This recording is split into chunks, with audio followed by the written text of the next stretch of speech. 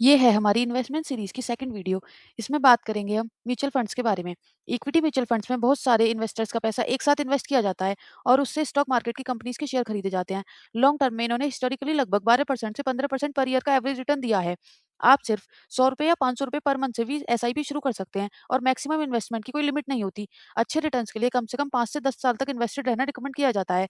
Regular equity mutual funds में कोई lock in period नहीं होता, यानी आप जब चाहें अपना पैसा निकाल सकते हैं। सिर्फ ईएलएसएस म्यूचुअल फंड्स में 3 साल का मैंडेटरी लॉक इन होता है। रिडेम्पशन के बाद पैसा आमतौर पर 2 से 3 वर्किंग डेज में बैंक अकाउंट में आ जाता है।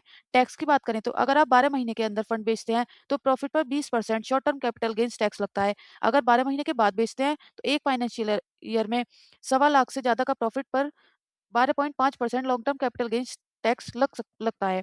टैक्स के बाद भी लॉन्ग टर्म इन्वेस्टर्स को लगभग 10.5% से 13.1% तक का इफेक्टिव रिटर्न मिल सकता है, जो इन्फ्लेशन को कंफर्टेबली बीट करने की पोटेंशियल रखता है।